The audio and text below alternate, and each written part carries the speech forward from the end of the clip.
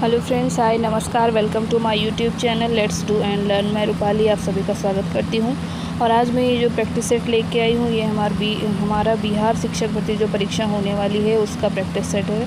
और आज मैं यहां पर 100 क्वेश्चंस की सीरीज़ लेके आई हूं, तो प्लीज़ आप सब हमारे साथ बने रहिए हमारे यूट्यूब चैनल पर। आइए चलते हैं क्वेश्चन नंबर 1 की ओर। और क्वेश्चन नंबर 1 क्या कहता है, तो गाइस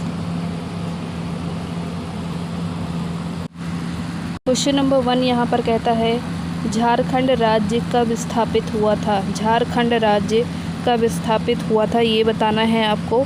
और आप सभी से रिक्वेस्ट है कि प्लीज़ आप सब लोगों में से जिन्होंने अभी तक हमारे यूट्यूब चैनल को सब्सक्राइब नहीं किया है, आप सब प्लीज़ हमारे यूट्यूब चैनल को सब्सक्राइब कर लें।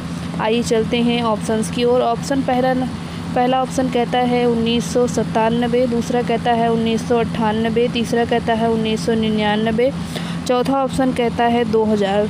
तो कौन से ईयर में हुआ था ये आपको बताना है। तो यहाँ पर ऑप्शन नंबर डी सही होगा, 2000 में। झारखंड कब हुआ अलग राज्य स्थापित, तो ये हुआ सन 2000 में। आइए चलते हैं अगले प्रश्न की ओर। अगला प्रश्न है हमारा अधिकतम वन क्षेत्र प्रतिशत है। अधिकतम वन क्षेत्र का प्रतिशत कहाँ पर है ये आपको बताना है। पहला ऑप्शन है इस प्रश्न के लिए अरुणाचल प्रदेश, दूसरा ऑप्शन है हिमाचल प्रदेश, तीसरा ऑप्शन है मिज़ोरम, चौथा है नागालैंड। तो इस प्रश्न का सही उत्तर होगा मिज़ोरम में। अधिकतम जो वन क्षेत्र प्रतिशत है वो कहाँ है, तो वो मिज़ोरम में है। यहाँ पर ऑप्शन नंबर सी सही उत्तर होगा। आइए चलते हैं अगले प्रश्न की ओर। अगला प्रश्न है हमारा गन्ने के उत्पादन में राज्यवार घटते क्रम में है। तो राज्यवार घटता क्रम क्या है, तो पहला ऑप्शन है उत्तर प्रदेश, महाराष्ट्र, आंध्र प्रदेश, पंजाब। दूसरा ऑप्शन है महाराष्ट्र, उत्तर प्रदेश, बिहार और आंध्र प्रदेश। तीसरा ऑप्शन कहता है उत्तर प्रदेश, महाराष्ट्र, तमिलनाडु और Karnataka. Sorry guys. Last option कहता है महाराष्ट्र, उत्तर प्रदेश, बिहार, तमिलनाडु।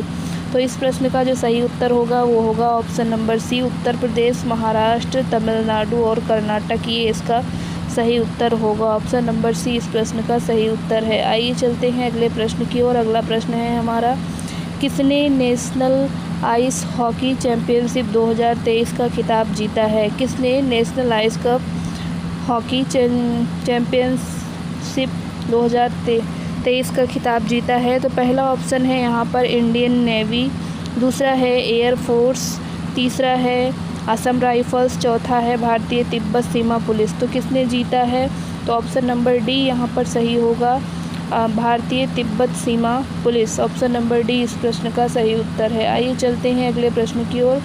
अगला प्रश्न कहता है शनि को पछाड़ कौन सा ग्रह चंद्रमाओं का राजा बन गया है। तो चंद्रमाओं का राजा कौन सा ग्रह बन गया है। पहला ऑप्शन है बुध ग्रह, दूसरा है शुक्र, तीसरा है मंगल, चौथा है बृहस्पति। तो कौन सा ग्रह बना है, तो ये बना है हमारा बृहस्पति। ये चंद्रमाओं का राजा बन गया है। आइए चलते हैं अगले प्रश्न की ओर। अगला प्रश्न है हमारा निम्न राज्यों में से किस राज्य में जाड़े के मौसम में बारिश होती है। निम्न राज्य में से किस राज्य में जाड़े के मौसम में बारिश होती है। तो पहला ऑप्शन है केरल में, दूसरा है तमिलनाडु में, तीसरा है पश्चिम बंगाल में, चौथा है उड़ीसा में। तो यहाँ पर जो सही उत्तर होगा वो होगा तमिलनाडु।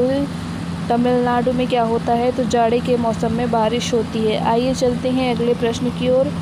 अगला प्रश्न है हमारा फिजी द्वीप कहाँ स्थित है। फिजी द्वीप कहाँ स्थित है ये बताना है। तो पहला जो ऑप्शन है वो है अटलांटिक महासागर में, दूसरा है प्रशांत महासागर में, तीसरा ऑप्शन है हिंद महासागर में और चौथा ऑप्शन है अरब सागर में।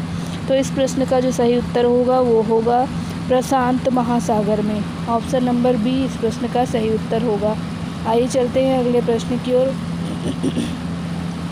अगला प्रश्न है यहाँ पर सौर ऊर्जा निम्नलिखित में से किससे प्राप्त होती है। तो पहला ऑप्शन है चंद्रमा से, दूसरा है सूर्य से, तीसरा है सूर्य से, दूसरा है समुद्र से, चौथा है हवा से। तो सौर ऊर्जा आप जानते हैं सोलर एनर्जी किससे मिलता है, तो ये आपको सूर्य से ही मिलेगा। ऑप्शन नंबर सी इस प्रश्न का सही उत्तर होगा। आइए चलते हैं अगले प्रश्न की ओर। अगला प्रश्न है हमारा ठोस कपूर से कपूर वाष्प यहाँ पर होगा कपूर वाष्प बनाने की जो प्रक्रिया है वो क्या कहलाती है? तो पहला ऑप्शन है वाष्पीकरण, दूसरा है हिमीकरण, तीसरा है पिघलना, चौथा है ऊर्ध्वपातन। तो आप जानते हैं कपूर को जलाते हैं तो वो सीधा मेल्ट ना होके बल्कि क्या हो जाता है, उसका वाष्पन हो जाता है, और ये जो क्रिया कहलाती है ये क्या कहलाती है? तो ऊर्ध्वपातन कहलाती है। इस क्रिया को हम बोलते हैं ऊर्ध्वपातन। आइए अगले प्रश्न की ओर चलते हैं। अगला प्रश्न है हमारा, पेड़ पौधे के खाना तैयार करने की जो प्रक्रिया है उसको क्या बोलते हैं? पहला ऑप्शन है कार्बोहाइड्रोलिसिस, दूसरा है मेटाबॉलिक सिंथेसिस, थर्ड ऑप्शन है फोटोसेंसिटाइजेशन और चौथा ऑप्शन है फोटोसिंथेसिस। तो यहाँ पर जो सही उत्तर होगा इस प्रश्न के लिए होगा ऑप्शन नंबर डी, फोटोसिंथेसिस से क्या करते हैं? प्रकाश संश्लेषण से पौधे क्या करते हैं? भोजन बनाते हैं। आइए चलते हैं अगले प्रश्न की ओर। अगला प्रश्न है हमारा, व्यक्तिगत सत्याग्रह किसने आरंभ किया? तो पहला ऑप्शन है विनोबा भावे, दूसरा है जवाहरलाल नेहरू, तीसरा ऑप्शन है सरदार पटेल, चौथा है शौकत अली। तो व्यक्तिगत सत्याग्रह की बात करते हैं तो आचार्य विनोबा भावे, ये वाला ऑप्शन यहाँ पर सही उत्तर होगा। आइए चलते हैं अगले प्रश्न की ओर। अगला प्रश्न है हमारा, ये कहता है कि किसकी दृष्टि से कृष्ण प्रस्ताव एक टूटते हुए बैंक के नाम एक उत्तर दिनांकित चेक था? तो पहला ऑप्शन इस प्रश्न के लिए महात्मा गांधी, दूसरा है मौलाना आज़ाद, तीसरा है जेबी कृपलानी और चौथा है जयप्रकाश नारायण। तो यहाँ पर जो सही उत्तर होगा वो होगा ऑप्शन नंबर एक, दैट इज़ महात्मा गांधी। यहाँ पर महात्मा गांधी वाला प्रश्न यहाँ पर सही उत्तर होगा। आइए चलते हैं अब अगले प्रश्न की ओर। अगला प्रश्न है हमारा, भारत छोड़ो आंदोलन कब शुरू हुआ? तो भारत छोड़ो आंदोलन कब स्टार्ट हुआ ये आपको बताना है। तो ये शुरू हुआ था 1940 में या 41 में या 42 में या 45 में। तो भारत छोड़ो आंदोलन की बात करें तो ये 1942 में शुरू हुआ था, यानी कि ऑप्शन नंबर सी इस प्रश्न का सही उत्तर होगा। आइए चलते हैं अगले प्रश्न की ओर। अगला प्रश्न है हमारा, फॉरवर्ड ब्लॉक की स्थापना किसने की थी? फॉरवर्ड ब्लॉक की स्थापना किसने की थी? पहला ऑप्शन है सुभाष चंद्र बोस, दूसरा ऑप्शन है राजेंद्र प्रसाद, तीसरा ऑप्शन है भगत सिंह, चौथा है BR अम्बेडकर। तो फॉरवर्ड ब्लॉक की अगर हम बात करें तो सुभाष चंद्र बोस यहाँ पर राइट आंसर होगा, इन्होंने ही स्थापित किया था। आइए चलते हैं अगले प्रश्न की ओर। अगला प्रश्न है हमारा, दांडी यात्रा कब शुरू की गई? तो पहला ऑप्शन है दांडी यात्रा शुरू की गई 32 में, 31 में, 29 में या फिर 30 में। तो दांडी यात्रा का जो स्टार्ट हुआ था यानी दांडी यात्रा शुरू की गई थी 1930 में, 1930, ऑप्शन नंबर डी यहाँ पर सही उत्तर होगा। आइए चलते हैं अगले प्रश्न की ओर। अगला प्रश्न है हमारा, सच्चिदानंद सिन्हा जुड़े थे किससे जुड़े थे ये बताना है आपको। तो ये जुड़े थे भारत छोड़ो आंदोलन से या फिर दांडी मार्च से या सविनय अवज्ञा आंदोलन से या इनमें से किसी के साथ नहीं। तो यहाँ पर अगर सच्चिदानंद सिन्हा की बात करें तो डी ऑप्शन सही होगा, इनमें से ये किसी के साथ नहीं जुड़े थे। आइए चलते हैं अगले प्रश्न की ओर। अगला प्रश्न है हमारा, ये प्रश्न कहता है कि इनमें से कौन बिहार में किसान आंदोलन के साथ जुड़े थे? पहला ऑप्शन है डॉक्टर राजेंद्र प्रसाद, दूसरा है CR दास, तीसरा ऑप्शन कहता है मोतीलाल नेहरू, चौथा ऑप्शन कहता है भगत सिंह। तो यहाँ पर जो सही उत्तर होगा 60, तो इस प्रश्न का जो सही उत्तर होगा वो होगा option number A, doctor Rajendra Prasad. आइए अगले प्रश्न की ओर चलते हैं। अगला प्रश्न है हमारा, कांग्रेस सोशलिस्ट पार्टी की पहली बैठक कहाँ हुई थी? पहला ऑप्शन है दिल्ली में, दूसरा ऑप्शन है नासिक में, तीसरा है पटना में, चौथा है लाहौर में। तो इस पार्टी की स्थापना कहाँ हुई थी, यह बैठक कहाँ हुई थी? तो ऑप्शन नंबर सी इस प्रश्न का सही उत्तर होगा, पटना में हुई थी। आइए चलते हैं अगले प्रश्न की ओर। अगला प्रश्न है हमारा, वंदे मातरम किसने लिखा है? वंदे मातरम किसने लिखा है? पहला ऑप्शन है जयप्रकाश नारायण, दूसरा है राजेंद्र प्रसाद, तीसरा है बिरसा मुंडा, चौथा है इनमें से कोई नहीं। तो आप जानते हैं वंदे मातरम को बंकिम चंद्र चटर्जी ने लिखा है, तो यहाँ पर इनमें से कोई ऑप्शन भी सही नहीं होगा, option number D is the right answer. आइए अगले प्रश्न की ओर चलते हैं। स्वराज मेरा जन्मसिद्ध अधिकार है और मैं इसे लेकर ही रहूँगा, यह किसने कहा? पहला ऑप्शन है बिरसा मुंडा, दूसरा है सच्चिदानंद सिन्हा, तीसरा है अनुग्रह नारायण सिंह, चौथा है इनमें से कोई नहीं। तो आप जानते हैं ये किसने कहा था? तो ये इनमें से कोई नहीं यहाँ पर होगा, क्योंकि यहाँ पर एक भी आंसर सही नहीं दिया गया है। आइए अगले प्रश्न की ओर चलते हैं। अगला प्रश्न है, असम कुल मिलाकर कितने राज्यों एवं केंद्र शासित प्रदेशों से क्षेत्रों से घिरा हुआ है? तो पहला ऑप्शन है 6, दूसरा है 7, तीसरा है 8, चौथा है 9। तो ये 7 से घिरा हुआ है। ऑप्शन नंबर बी यहाँ पर सही उत्तर होगा। आइए चलते हैं अगले प्रश्न की ओर। अगला प्रश्न है, लक्षद्वीप में कितने द्वीप हैं? पहला ऑप्शन है 17, दूसरा है 27, तीसरा कहता है 37, चौथा कहता है 47। तो यहाँ पर जो सही उत्तर होगा ऑप्शन नंबर सी 37, यानी कि 37 द्वीप हैं लक्षद्वीप में। ऑप्शन नंबर सी सही उत्तर होगा। आइए चलते हैं अगले प्रश्न की ओर। अगला प्रश्न है हमारा, भारत में सर्वाधिक गेहूं उत्पादक राज्य कौन सा है? भारत में सर्वाधिक गेहूं उत्पादक राज्य कौन सा है? पहला है उत्तर प्रदेश, दूसरा है पंजाब, तीसरा है हरियाणा, चौथा है मध्य प्रदेश। अगर हम भारत की बात करें तो हमारा उत्तर प्रदेश क्या है? यहाँ पर राइट आंसर होगा। उत्तर प्रदेश सबसे ज़्यादा गेहूं का उत्पादन करता है। आइए चलते हैं अगले प्रश्न की ओर। अगला प्रश्न है हमारा, भारत के किस राज्य में सर्वाधिक जनसंख्या घनत्व पाया जाता है? भारत के किस राज्य में सर्वाधिक जनसंख्या घनत्व पाया जाता है? ऑप्शन नंबर 1 कहता है दिल्ली, ऑप्शन नंबर 2 कहता है पश्चिम बंगाल, ऑप्शन नंबर 3 कहता है केरल, ऑप्शन नंबर 4 कहता है उत्तर प्रदेश। तो यहाँ पर जो सही उत्तर होगा वो होगा ऑप्शन नंबर बी, यानी पश्चिम बंगाल, वेस्ट बंगाल क्या होगा? तो यहाँ पर सर्वाधिक जनसंख्या घनत्व पाया जाता है। आइए चलते हैं अगले प्रश्न की ओर। अगला प्रश्न है हमारा, झारखंड का लौह अयस्क उत्पादन में सर्वाधिक महत्वपूर्ण जिला कौन सा है? आपको ये बताना है। पहला ऑप्शन कहता है डाल्टनगंज, दूसरा कहता है हजारीबाग, तीसरा कहता है धनबाद, चौथा कहता है सिंहभूम। तो यहाँ पर जो सही उत्तर होगा वो होगा सिंहभूम। तो ये झारखंड का वो ज़िला है जहाँ पर सबसे ज़्यादा लौह अयस्क का उत्पादन होता है। आइए चलते हैं अब अगले प्रश्न की ओर। अगला प्रश्न है हमारा, त्रिवेणी नहर में किस नदी से पानी आता है? त्रिवेणी नहर में किस नदी से पानी आता है? पहला ऑप्शन है सोन नदी, दूसरा ऑप्शन है कोसी नदी, तीसरा ऑप्शन है गंडक नदी, चौथा है मयूराक्षी नदी।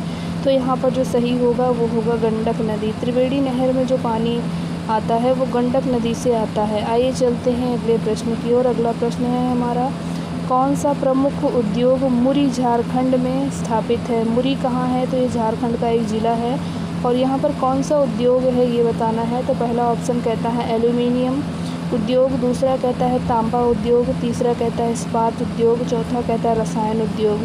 तो यहाँ पर जो सही उत्तर होगा वो होगा एल्यूमिनियम उद्योग, यानी ऑप्शन नंबर 1 यहाँ पर सही उत्तर होगा। आइए चलते हैं अगले प्रश्न की ओर। अगला प्रश्न है हमारा, मैथान बैल पहाड़ी एवं तिथियाँ बांध किस नदी पर बनाए गए हैं? तो ये पहला ऑप्शन है इस प्रश्न के लिए दामोदर नदी, दूसरा है बराकर नदी, तीसरा है कोनार नदी, चौथा है बोकारो नदी।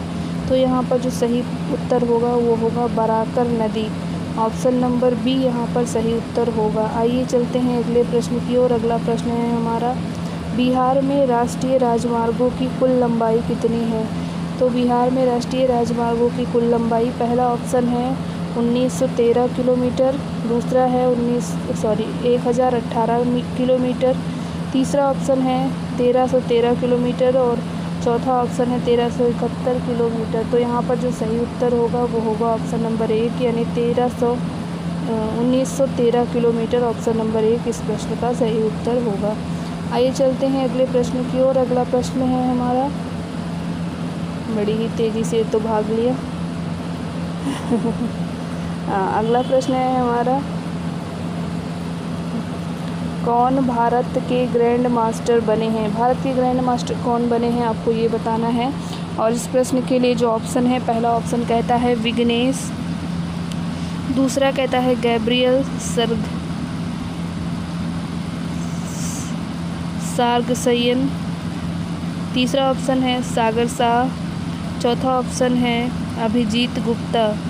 तो यहाँ पर जो सही उत्तर होगा वो होगा विघ्नेश। ऑप्शन नंबर 1 यहाँ पर सही उत्तर है।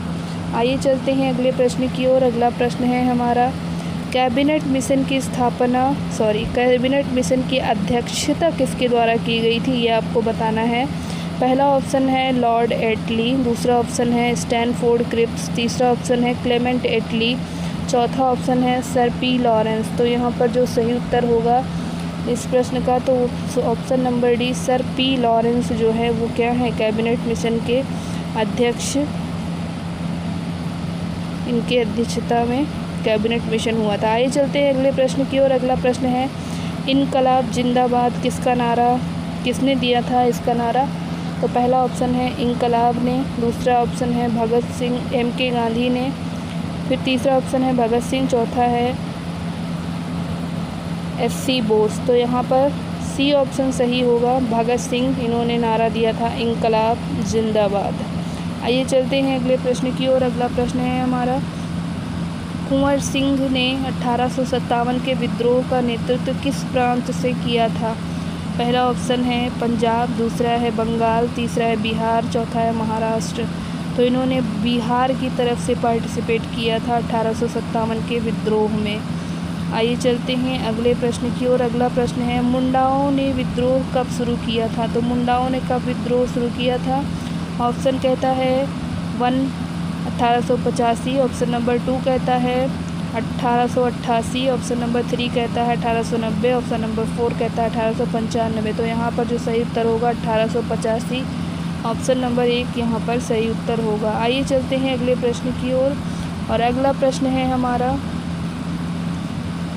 7 दिसंबर 1942 को श्री योगेंद्र शुक्ला कहाँ लाए गए थे। पहला ऑप्शन है रांची, दूसरा है मुंगेर, तीसरा है पटना, चौथा है भागलपुर।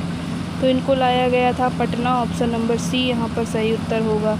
आइए चलते हैं अगले प्रश्न की ओर। सल्तनत काल में भू राजस्व का सर्वोच्च ग्रामीण अधिकारी कौन था।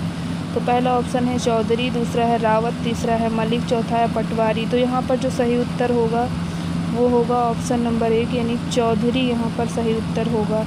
आइए चलते हैं अगले प्रश्न की ओर। अगला प्रश्न है हमारा, लोकनायक के नाम से किसे जाना जाता है। लोकनायक के नाम से किसे जाना जाता है। तो पहला ऑप्शन है महात्मा गांधी, दूसरा है सुभाष चंद्र बोस, तीसरा है जयप्रकाश नारायण, चौथा है बाल गंगाधर तिलक। तो यहाँ पर जो सही उत्तर होगा वो होगा जयप्रकाश नारायण। जयप्रकाश नारायण क्या है, तो ये लोकनायक के नाम से इनको जानते हैं हम सब। आइए अगले प्रश्न की ओर चलते हैं। अगला प्रश्न है हमारा, त्रावणकोर में कांग्रेस ने त्रावणकोर राज्य के जिस डिमांड की स्वच्छता की सरकार के विरुद्ध सविनय अवज्ञा आंदोलन आरंभ किया था, वो कौन थे। तो पहला ऑप्शन है CP रामास्वामी अय्यर, दूसरा ऑप्शन है जय कृष्णा स्वामी, तीसरा ऑप्शन है PK वॉरियर, चौथा ऑप्शन है भास्कर नायर। तो ये कौन थे त्रावणकोर में, कांग्रेस के त्रावणकोर। तो यहाँ पर जो सही उत्तर होगा वो होगा हमारा ऑप्शन नंबर 1 जो कि CP रामास्वामी अय्यर। आइए चलते हैं अगले प्रश्न की ओर। अगला प्रश्न है हमारा, बिहार के किस शहर में हुआ था।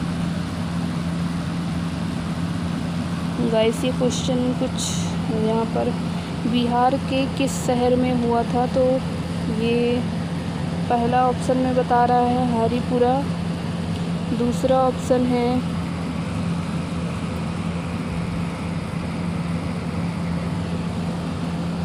गाइस यहाँ पर इस प्रश्न को आप पूर्ण तरह लिख लें, यहाँ पर कुछ प्रश्न छूट गया है। तो ये प्रश्न हमारा था कि भारतीय, यहाँ पर पूरा प्रश्न लिख लेंगे आप, भारतीय राष्ट्रीय कांग्रेस का जो 1937 का अधिवेशन था, भारतीय राष्ट्रीय कांग्रेस के 1937 का जो अधिवेशन था वो बिहार के किस शहर में हुआ था, आपको ये बताना है। भारतीय राष्ट्रीय कांग्रेस का 1937 का जो अधिवेशन था वो बिहार के किस शहर में हुआ था।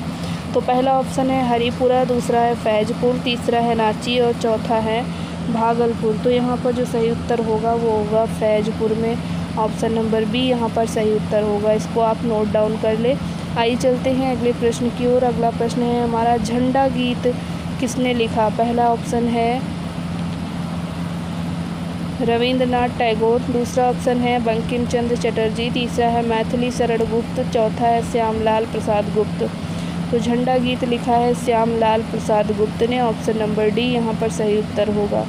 आइए चलते हैं अगले प्रश्न की ओर। अगला प्रश्न यहाँ पर कहता है विश्व के विशाल वलित पर्वतों की रचना आज से लगभग कितने मिलियन वर्ष पूर्व हुई थी। तो पहला जो ऑप्शन है वो कहता है 400, दूसरा कहता है 320, थर्ड ऑप्शन कहता है 220 और फोर्थ ऑप्शन कहता है 30। तो यहाँ पर डी वाला ऑप्शन सही होगा, 30 मिलियन वर्ष पूर्व। आइए चलते हैं अगले प्रश्न की ओर। अगला प्रश्न थोड़ा सा बड़ा है, इसको ध्यान से पढ़ेंगे। ये कहता है कि विश्व के 80% सक्रिय ज्वालामुखी निम्नलिखित में से किन पेटियों में पाए जाते हैं। नीचे पेटी दी गई है। पहला पेटी कहता है अंध महासागरीय पेटी। दूसरा यहाँ पर कहता है मध्य महाद्वीपीय पेटी। तीसरा ऑप्शन कहता है कि थर्ड ऑप्शन कहता है यहाँ पर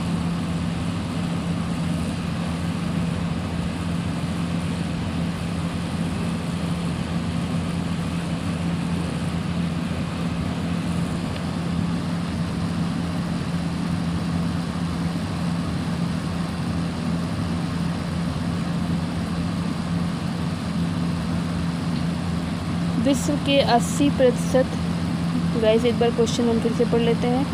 विश्व के 80% सक्रिय ज्वालामुखी निम्नलिखित में से किस पेटी के अंतर्गत पाए जाते हैं। पहला है अंध महासागरीय पेटी। दूसरा है मध्य महाद्वीपीय पेटी। तीसरा है परी, यहाँ पर परी होगा, ये इसको आप सही कर लें, परी प्रशांत पेटी। चौथा है हिंद महासागर पेटी। तो ये 4 कथन दिए गए हैं, कौन सा सही है ये बताना है। पहला ऑप्शन है 2 व 3, दूसरा ऑप्शन है 1 और 3, तीसरा ऑप्शन है 3 और 4 और 4 ऑप्शन कहता है 1 और 2। तो यहाँ पर कौन सा सही होगा इस प्रश्न के लिए। तो यहाँ पर जो सही उत्तर है इस प्रश्न का वो है ऑप्शन नंबर 1, यानी कि यहाँ पर कौन सा सही है।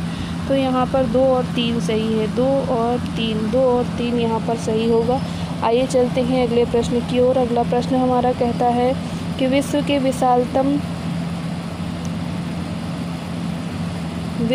विशालतम स्वर्ण क्षेत्र दक्षिण अफ्रीका में निम्नलिखित में से कौन सा पर्वत श्रेणी अवस्थित है। तो पहला है रोगे वेल्डबर्ग, दूसरा है ग्रूट स्वाटबर्ग, तीसरा है विवाट सरेंड और चौथा है डेकन्सबर्ग। तो यहाँ पर ये विवाट सरेंड वाला जो ऑप्शन है, सी वाला ऑप्शन यहाँ पर सही उत्तर होगा इस प्रश्न के लिए। आइए चलते हैं अगले प्रश्न की ओर। अगला प्रश्न यहाँ पर कहता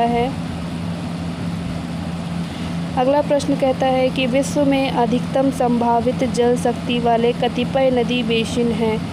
विश्व के अधिकतम संभावित जो जल शक्ति वाले कतिपय नदी बेसिन है वो कौन सा है। पहला है कांगो, कोलंबिया, यांगसी, यहाँ पर 3 दिए गए हैं, कांगो, अमेजन या नर्मदा। दूसरा ऑप्शन है, तीसरा ऑप्शन कहता है कोलोराडो, नर्मदा या सेंट लॉरेंस। चौथा है नील, अमेजन या ओब।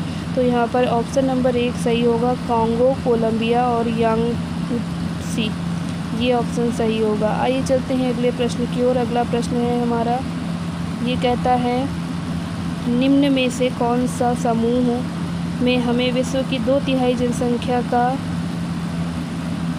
मधुमक्खी छत्ते की तरह संकीर्ण भारतीय संकेंद्रण देखने को मिलता है। यानी कि मधुमक्खी के छत्ते की तरह यहाँ पर संकेंद्रण देखने को मिलता है।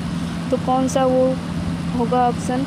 पहला है पूर्वोत्तर संयुक्त राष्ट्र अमेरिका, दूसरा है मध्य यूरोप, तीसरा है दक्षिण पूर्व एशिया और चौथा है पश्चिमोत्तर यूरोप। तो यहाँ पर सी ऑप्शन सही होगा, दक्षिण पूर्व एशिया। यहाँ की जो जनसंख्या है वो मधुमक्खी के छत्ते की तरह भारतीय संकेंद्रण यहाँ पर देखने को मिलता है। आइए चलते हैं अगले प्रश्न की ओर। अगला प्रश्न है हमारा, हिमालय काटकर एवं बहकर आने वाली नदियाँ हैं। हिमालय को काटकर एवं बहकर आने वाली नदियाँ कौन सी हैं। पहला ऑप्शन है सतलज, सिंधु, गंगा। दूसरा ऑप्शन है ब्रह्मपुत्र, सतलज, सिंधु। तीसरा ऑप्शन है ब्रह्मपुत्र, सिंधु, गंगा। चौथा ऑप्शन है सतलज, ब्रह्मपुत्र, यमुना। तो यहाँ पर जो सही उत्तर होगा वो होगा ब्रह्मपुत्र, सिंधु और गंगा। ऑप्शन नंबर सी यहाँ पर सही उत्तर होगा। आइए चलते हैं अगले प्रश्न।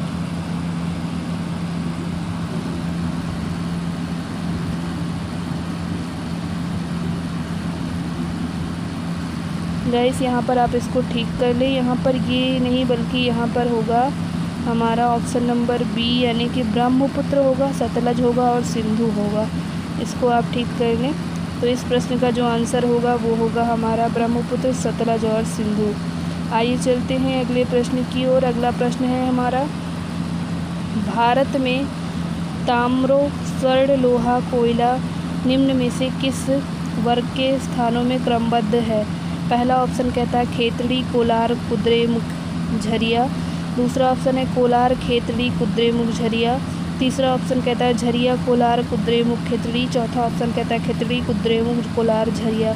तो यहाँ पर डी ऑप्शन सही होगा, खेतड़ी, कुद्रेमुख, कोलार और झरिया। ऑप्शन नंबर डी यहाँ पर क्या है, तो यहाँ सही उत्तर होगा इस प्रश्न के लिए। गाइस आप सभी से रिक्वेस्ट है कि जिन लोगों ने हमारे YouTube चैनल को सब्सक्राइब नहीं किया है, आप सब प्लीज़ हमारे YouTube चैनल को सब्सक्राइब कर लें, बेल आइकॉन भी प्रेस कर लें, ऑल वाली प्रेस करें, ताकि सभी नोटिफिकेशन आपको मिल सके। आइए चलते हैं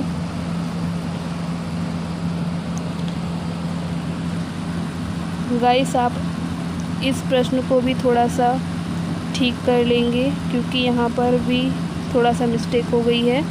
ये ऑप्शन हमारा नहीं बल्कि यहाँ पर हमारा जहाँ पर सबसे पहले खेतड़ी में होगा, फिर कोलार में, फिर कुद्रेमुख में, फिर झरिया। ऑप्शन नंबर 1 यहाँ पर सही होगा। गाइस आप इसको ठीक कर ले। ऑप्शन नंबर 1 इस प्रश्न का सही उत्तर होगा। आइए चलते हैं अगले प्रश्न की ओर। अगला प्रश्न है हमारा, लोकसभा की कार्यवाही में भाग लेने का अधिकारी कौन नहीं होता है? लोकसभा की कार्यवाही में भाग लेने का अधिकारी कौन नहीं होता? पहला ऑप्शन है भारत का महालेखा परीक्षक एवं नियंत्रक। दूसरा ऑप्शन कहता है भारत का अटॉर्नी जनरल। तीसरा ऑप्शन कहता है न्यायाधिकारिता। और चौथा ऑप्शन है भारत के राष्ट्रपति का सचिव। तो यहाँ पर डी ऑप्शन क्या होगा, सही उत्तर होगा। राष्ट्रपति का जो सचिव होगा वो यहाँ पर पार्टिसिपेट नहीं कर सकता, तो यहाँ पर आपका डी ऑप्शन सही उत्तर होगा।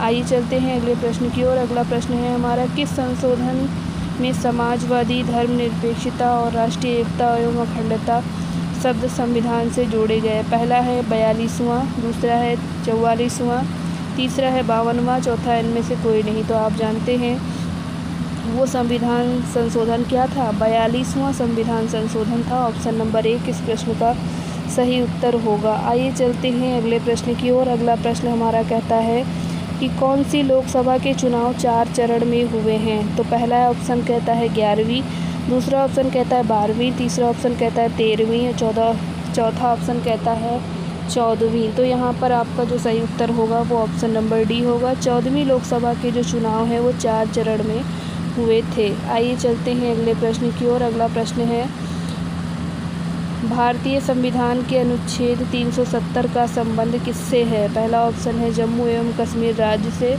दूसरा ऑप्शन है अनुसूचित जातियों एवं जनजाति के आरक्षण से, तीसरा ऑप्शन है पंजाब एवं हरियाणा राज्य से, चौथा ऑप्शन है कर्नाटक एवं तमिलनाडु से। तो यहाँ पर जो सही उत्तर होगा वो होगा जम्मू और कश्मीर। आप जानते हैं 370 यहाँ की धारा जो थी उसको हटा दिया गया था, ये आपका जम्मू और कश्मीर से संबंधित था। आइए चलते हैं अगले प्रश्न की ओर। अगला प्रश्न है, निम्नलिखित में से कौन लगातार 2 बार राष्ट्रपति बने? पहला ऑप्शन है डॉक्टर राजेंद्र प्रसाद, दूसरा ऑप्शन है राधाकृष्णन, तीसरा ऑप्शन है डॉक्टर जाकिर हुसैन, चौथा ऑप्शन है ए और बी दोनों। तो यहाँ पर इस प्रश्न का जो आंसर होगा वो होगा हमारा ऑप्शन नंबर 1, यानी कि ऑप्शन नंबर 1 क्या कहता है, तो ये कहता है कि डॉक्टर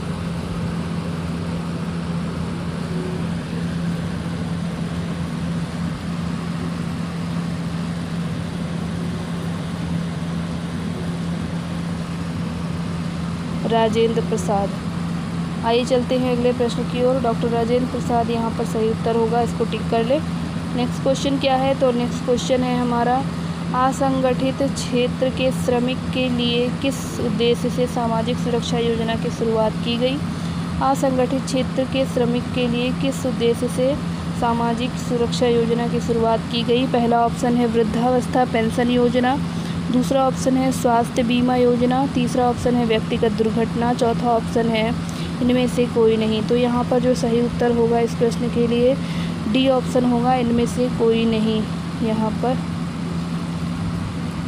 इनमें से कोई नहीं। आइए अगले प्रश्न की ओर चलते हैं। अगला प्रश्न है हमारा, कहाँ पर भारत का पहला इग्लू रेस्टोरेंट खोला गया है? पहला ऑप्शन है देहरादून, दूसरा है गुलमर्ग, तीसरा है गंगटोक, चौथा है शिमला। तो ऑप्शन नंबर बी गुलमर्ग यहाँ पर खोला गया है। ऑप्शन नंबर बी यहाँ पर सही उत्तर होगा। आइए चलते हैं अगले प्रश्न की ओर। अगला प्रश्न है हमारा, अंतर्राष्ट्रीय आर्थिक सहयोग में किसे तीसरे स्तंभ के रूप में जाना जाता है? पहला ऑप्शन है अंतर्राष्ट्रीय मुद्रा कोष, दूसरा ऑप्शन है विश्व बैंक, तीसरा ऑप्शन है विश्व व्यापार संगठन, चौथा है गेट।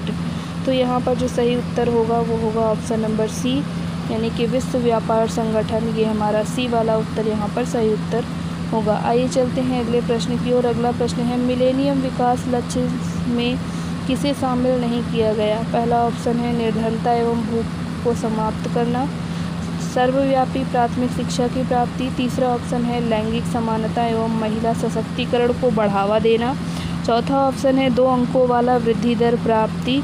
तो यहाँ पर ये ऑप्शन नंबर 4 यहाँ पर सही होगा। चलते हैं अगले प्रश्न की ओर। अगला प्रश्न है, विमानन सुरक्षा रैंकिंग 2022 में भारत कौन से स्थान पर रहा? विमानन सुरक्षा एजेंसी में भारत कौन से स्थान पर रहा, ये आपको बताना है। तो पहला जो हमारा ऑप्शन है, पहला ऑप्शन कहता है 60वें नंबर पर, दूसरा ऑप्शन कहता है 55वें नंबर पर, तीसरा ऑप्शन कहता है 61वें और चौथा कहता है 52वें। तो यहाँ जो सही उत्तर होगा वो होगा 55वें नंबर पर। यहाँ पर 55 नंबर होगा। आइए चलते हैं अगले प्रश्न की ओर। शुष्क बर्फ़ क्या होती है? तो पहला ऑप्शन है ठोस बर्फ़, दूसरा है ठोस कार्बन डाइऑक्साइड, तीसरा है ठोस अमोनिया, चौथा है ठोस सल्फर डाइऑक्साइड। तो यहाँ पर ऑप्शन नंबर बी यानी ठोस कार्बन डाइऑक्साइड होती है शुष्क बर्फ़। ऑप्शन नंबर बी इसका सही उत्तर होगा। आइए चलते हैं अगले प्रश्न की ओर। सबसे मीठी शुगर बतानी है आपको। तो पहला ऑप्शन है फ्रक्टोज, दूसरा ग्लूकोज, तीसरा सुक्रोज, चौथा लैक्टोज। तो यहाँ पर आपका सुक्रोज क्या है? सबसे मीठी sugar, S for sugar, S for sucrose. तो आप इसको इस तरह से याद रखेंगे। आइए चलते हैं अगले प्रश्न की ओर। यदि आप एक लिफ्ट में खड़े हैं और लिफ्ट के फर्श पर आपके भार द्वारा लग रहा बल जो है वो क्या होगा? लिफ्ट के 9.8 मीटर पर सेकंड स्क्वायर के त्वरण से ऊपर जाते समय शून्य होगा, या फिर 9.8 मीटर पर सेकंड स्क्वायर के त्वरण से नीचे आते समय शून्य होगा, या फिर इतने ही के साथ क्या होगा? किसी भी दिशा में जाते समय शून्य होगा, सूर्य नहीं बल्कि शून्य होगा, या फिर कोई दर इसका परिवर्तित नहीं होगा। तो ऑप्शन नंबर बी यहाँ पर सही उत्तर होगा। लिफ्ट के 9.8 मीटर पर सेकंड स्क्वायर से क्या होगा? स्क्वायर के त्वरण से नीचे आते समय क्या हो जाएगा? शून्य हो जाएगा। ऑप्शन नंबर बी इसका सही उत्तर है। आइए चलते हैं अगले प्रश्न की ओर। अगला प्रश्न है, आमतौर पर सुरक्षा फ्यूज लगाने के लिए प्रयोग होने वाली तार किस पदार्थ की बनी होती है? पहला ऑप्शन है टिन की, दूसरा है शीशे की, तीसरा है निकेल की, चौथा है टिन और शीशे का एक जो मिश्र धातु होगा। तो यहाँ पर डी ऑप्शन सही होगा, मिश्र धातु की बनी होगी। ऑप्शन नंबर डी यहाँ पर सही उत्तर होगा। आइए चलते हैं अगले प्रश्न की ओर। अगला प्रश्न जो है हमारा वो कहता है कि जब एक पत्थर को चांद की सतह से पृथ्वी पर लाया जाता है तो क्या उसमें चेंज आएगा? इसका द्रव्यमान बदल जाएगा। दूसरा ऑप्शन कहता है इसका भार बदल जाएगा परंतु द्रव्यमान नहीं बदलेगा। थर्ड ऑप्शन कहता है भार और द्रव्यमान दोनों बदल जाएंगे। और डी ऑप्शन कहता है ना द्रव्यमान बदलेगा ना भार। तो यहाँ पर जो सही उत्तर होगा इसका भार बदल जाएगा परंतु द्रव्यमान में कोई परिवर्तन नहीं आएगा। आइए चलते हैं अगले प्रश्न की ओर। बिहार महान धार्मिक केंद्र है किसके लिए? पहला ऑप्शन है सिखों के लिए, दूसरा जैन धर्मों के लिए, तीसरा बौद्ध धर्मावलंबियों के लिए, चौथा इन सभी के लिए। तो फोर्थ ऑप्शन यहाँ पर सही होगा। ये तीनों ही यहाँ पर सही हैं। आइए अगले प्रश्न की ओर चलते हैं। अगला प्रश्न है हमारा, झारखंड बिहार से कब अलग हुआ था? डेट यहाँ पर मेंशन की गई है 15 नवंबर 2000 25 अगस्त 2000, 2 अगस्त 1998, 5 जुलाई 1997। तो इसको ध्यान रखेंगे डेट भी आप 15 नवंबर सन 2000 में। आइए चलते हैं अगले प्रश्न की ओर। बिहार में कितने विश्वविद्यालय हैं? पहला ऑप्शन है 9, दूसरा है 11, तीसरा है 12, तो चौथा है 13। तो यहाँ पर 12 विश्वविद्यालय हैं। ऑप्शन नंबर 12 यहाँ सी और यहाँ पर सही होगा। आइए अगले प्रश्न की ओर चलते हैं। बिहार की पेंटिंग विधा क्या है? तो आपको ये बताना है। पहला ऑप्शन मधुबनी, तीसरा है श्रीरंगम, चौथा है पिछवाई, चौथा है मुगल। तो यहाँ पर आप जानते हैं मधुबनी यहाँ बिहार की फेमस पेंटिंग है। आइए चलते हैं अगले प्रश्न की ओर। अगला प्रश्न है हमारा, किस देश को 2025 में मैड्रिड अंतर्राष्ट्रीय पुस्तक मेले की थीम देश के रूप में आमंत्रित किया गया है? पहला ऑप्शन है बांग्लादेश, दूसरा ऑप्शन है नेपाल, तीसरा ऑप्शन है भूटान, चौथा है भारत। तो किसको आमंत्रित किया गया है? तो भारत को आमंत्रित किया गया है, अपना भारत देश महान। आइए चलते हैं अगले प्रश्न की ओर। अगला प्रश्न है हमारा, G20 का फुल फॉर्म क्या है? G20 का फुल फॉर्म क्या है? ऑप्शन नंबर 1, 20 देशों की अतिथि, 20 मेहमान, 20 का समूह या इनमें से कोई नहीं। तो यहाँ पर क्या होगा? Group of 20। G20 सम्मेलन का मतलब ग्रुप ऑफ 20। आइए चलते हैं अगले प्रश्न की ओर। अगला प्रश्न है, विश्व वन्य जीव दिवस कब मनाया जाता है? 1 मार्च, 2 मार्च, 3 मार्च, 4 मार्च। तो यहाँ पर 3 मार्च को क्या मनाया जाता है? विश्व वन्य जीव दिवस। आइए अगले प्रश्न की ओर चलते हैं। अगला प्रश्न है, स्वतंत्रता पूर्व बिहार में निम्नलिखित में से एक वर्चस्वशाली जाति नहीं थी? पहला ऑप्शन भूमिहार, दूसरा है राजपूत, तीसरा है कायस्थ, चौथा है कुर्मी। तो यहाँ पर इस प्रश्न के लिए जो सही उत्तर होगा वो होगा हमारा ऑप्शन नंबर 4, यहाँ पर सही उत्तर होगा। आइए चलते हैं अगले प्रश्न की ओर। अगला प्रश्न हमारा कहता है, बिहार में महात्मा गांधी के पूर्व सापेक्ष राष्ट्रीय सक्रियता अनुपस्थित के अभाव में देखी जा सकती है? तो पहला ऑप्शन है एकीकृत समुदाय, दूसरा है चरमपंथी समुदाय, तीसरा है रचनात्मक क्षेत्र अधिकार, चौथा है वर्चस्वशाली मध्यम वर्ग। तो यहाँ पर किसकी वजह से देखा जा सकता है? तो यह है एकीकृत समुदाय, यानी इसकी वजह से क्या है तो देखा जा सकता है। आइए चलते हैं नेक्स्ट क्वेश्चन की ओर। अगला क्वेश्चन कहता है, स्वतंत्रता पूर्व बिहार में बड़े जमींदारों की राजनीति की शक्ति बचाने का माध्यम था? तो क्या माध्यम था? पहला ऑप्शन है राजकीय संसाधन, दूसरा है सामाजिक स्थिति, तीसरा है आर्थिक स्थिति और चौथा है संस्कृति। तो यहाँ पर जो साधन था वो क्या था हमारा? तो ऑप्शन नंबर सी यानी आर्थिक स्थिति क्या है? तो ये जनशक्ति, राजनीति की शक्ति को बचाने का माध्यम था। आइए चलते हैं अब अगले प्रश्न की ओर।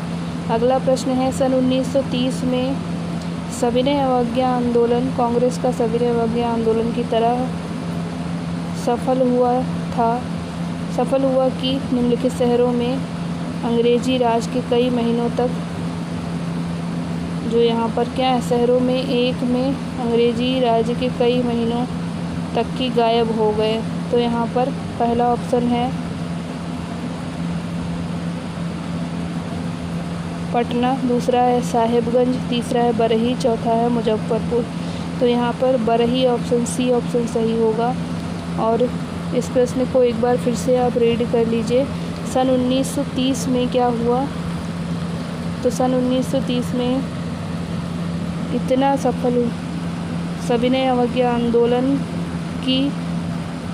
आंदोलन इतना सफल है, बल्कि यहाँ पर क्या हो जाएगा, इतना सफल हुआ कि निम्नलिखित शहरों में से एक में अंग्रेजी राज्य के चिन्ह, यहाँ पर चिन्ह मिस हो गया है तो आप इसको ठीक कर लें। चिन्ह कई महीनों तक क्या हो गए, गायब हो गए। तो कौन सा वो राज्य था? तो वो राज्य था बरही। यानी कि ये आंदोलन इतना यहाँ सफल हुआ कि यहाँ पर जो अंग्रेज के चिन्ह थे वो कई महीनों तक गायब थे। आइए अगले प्रश्न की ओर चलते हैं। अगला प्रश्न है हमारा बिहार प्रांतीय किसान सभा का गठन किस सन में हुआ था? पहला ऑप्शन है फरवरी 1931, दूसरा ऑप्शन है जनवरी 1933, तीसरा ऑप्शन कहता है मार्च 1929 और चौथा ऑप्शन कहता है अप्रैल 32। तो इस प्रश्न का जो सही उत्तर होगा वो होगा हमारा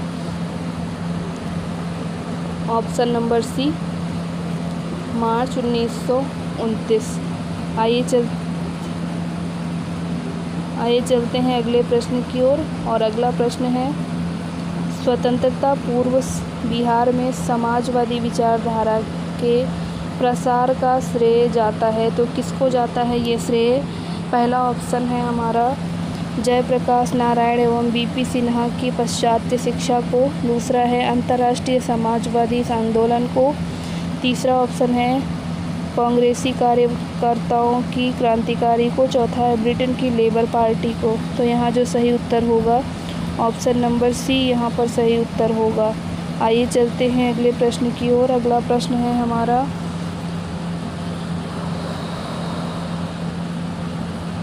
ब्रिटिश राज में बिहार के कृषक वर्ग को निम्नलिखित श्रेणी में रखा जा सकता है। पहला ऑप्शन है पंचमुखी वर्गीकरण। दूसरा है चतुर्मुखी वर्गीकरण। तीसरा है त्रिमुखी वर्गीकरण। चौथा है कोई वर्गीकरण नहीं। तो यहाँ पर जो सही उत्तर होगा इस प्रश्न के लिए वो होगा ऑप्शन नंबर सी, त्रिमुखी वर्गीकरण। ऑप्शन नंबर सी इस प्रश्न का सही उत्तर होगा। आइए चलते हैं अगले प्रश्न की ओर। अगला प्रश्न है, बिहार के भौतिक विभागों में आप निम्नलिखित में से कौन सा सम्मिलित नहीं है? तो पहला ऑप्शन है छोटा नागपुर पठार। दूसरा ऑप्शन है उत्तरी गंगा मैदान। तीसरा ऑप्शन है दक्षिण गंगा मैदान। और चौथा ऑप्शन है यहाँ पर पूर्वी गंगा मैदान। तो इस प्रश्न का सही उत्तर होगा ऑप्शन नंबर डी, पूर्वी गंगा मैदान। तो यहाँ पर सम्मिलित नहीं है। आइए अगले प्रश्न की ओर चलते हैं। अगला प्रश्न है हमारा, पर्यटन मंत्रालय द्वारा पहले स्नो मैराथन का आयोजन कहाँ किया गया है? पहला है श्रीनगर।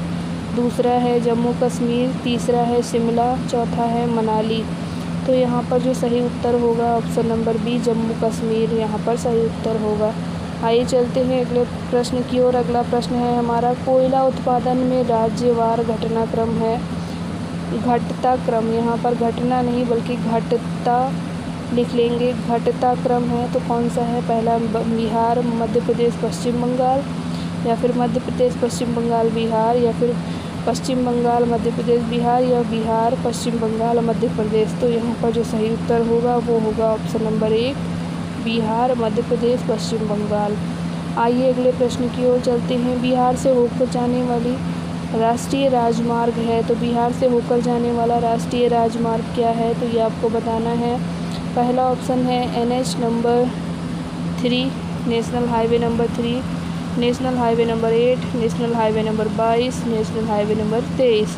तो यहाँ पर जो सही उत्तर होगा वो क्या होगा? नेशनल हाईवे नंबर 23, NH 23 यहाँ पर सही उत्तर होगा। आइए चलते हैं अगले प्रश्न की ओर। टाटा लौह इस्पात कारखाने में लौह अयस्क की पूर्ति होती है। पहला ऑप्शन बैराडीला से। दूसरा ऑप्शन क्योंझर से। तीसरा ऑप्शन मयूरभेज से। चौथा है सिंहभूम से। तो यहाँ पर डी ऑप्शन सही होगा, सिंहभूम। इसकी आपूर्ति सिंहभूम करता है। आइए चलते हैं अगले प्रश्न की ओर। इनमें से सबसे बड़ा नगर कौन सा है? तो पहला है धनबाद, दूसरा गया, तीसरा जमशेदपुर, चौथा रांची। तो यहाँ जो सही उत्तर होगा वो होगा जमशेदपुर सबसे बड़ा क्या है? नगर है, टाउन है। आइए चलते हैं अगले प्रश्न की ओर। अगला प्रश्न है, पूर्व में बंगाल का दुख कही जाने वाली बिहार से उद्गम होने वाली नदी कौन सी है? पहला है बराकर नदी। दूसरा है दामोदर नदी। तीसरा है मयूराक्षी नदी। चौथा है स्वर्णरेखा नदी। तो यहाँ जो सही उत्तर होगा वो होगा दामोदर नदी। यहाँ पर दामोदर नदी क्या है? तो यहाँ पर सही उत्तर है। आइए चलते हैं अगले प्रश्न की ओर। अगला प्रश्न है हमारा, भारतीय राष्ट्रीय कांग्रेस की स्थापना कब की गई? पहला ऑप्शन 1865 में, 1867 में, 1885 में, या 1887 में। तो ऑप्शन नंबर सी यहाँ पर सही उत्तर होगा, 1885 में। आइए चलते हैं अगले प्रश्न की ओर। अगला प्रश्न है हमारा, निम्नलिखित में से कौन नरमपंथियों में नहीं था? इनमें से कौन नरमपंथी में नहीं था? पहला ऑप्शन गोपाल कृष्ण गोखले, दूसरा है बाल गंगाधर तिलक, तीसरा है आर.सी. दत्त, चौथा है W.C. बनर्जी। तो यहाँ पर ऑप्शन नंबर 1 सही होगा, गोपाल कृष्ण गोखले नरमपंथी में नहीं थे। आइए चलते हैं अगले प्रश्न की ओर। अगला प्रश्न है हमारा, भारतीय राष्ट्रीय आंदोलन गर्मपंथियों, पश्चिमियों नहीं बल्कि गर्मपंथियों के प्रभावाधीन आया तो कब आया? पहला ऑप्शन 1906, दूसरा है कहता है 1909, तीसरा ऑप्शन 1914 और चौथा ऑप्शन 1919। तो यहाँ पर जो सही उत्तर होगा वो होगा ऑप्शन नंबर 1 यानी कि 1906। 1906 में ये आया था। आइए चलते हैं अगले प्रश्न की ओर। अगला प्रश्न है, भारतीय राष्ट्रीय सेना की स्थापना किस वर्ष में हुई? पहला ऑप्शन 1940, दूसरा कहता है 1941, थर्ड ऑप्शन 1942 और लास्ट ऑप्शन 1993। तो यहाँ पर कब आया? तो ये 1943 यहाँ पर होगा गाइस।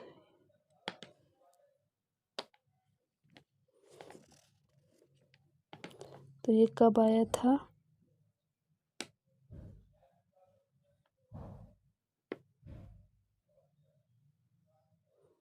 ये हो जाएगा 1943। आप इसको ठीक कर लें 1943 हो जाएगा, 93 नहीं होगा बल्कि 1943 यहाँ पर सही उत्तर होगा। आइए चलते हैं अगले प्रश्न की ओर। और अगला प्रश्न जो है हमारा वो कहता है, हिंदुस्तान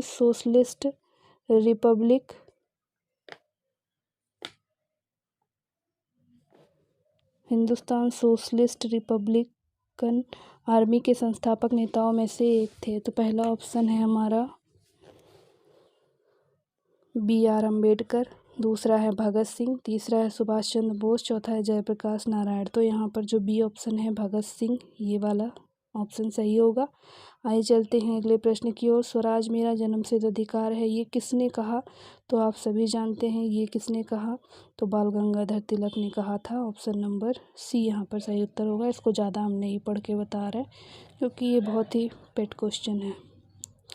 आइए चलते हैं अगले प्रश्न की ओर। मुस्लिम लीग द्वारा पाकिस्तान की स्थापना की मांग करने वाला प्रस्ताव पारित किया गया कौन से वर्ष में किया गया? तो आपको ये बताना है। पहला है 1905, दूसरा है 1917, तीसरा है 1940, चौथा है 1946। तो यहाँ पर जो सही उत्तर होगा वो है हमारा ऑप्शन नंबर C होगा, 1940।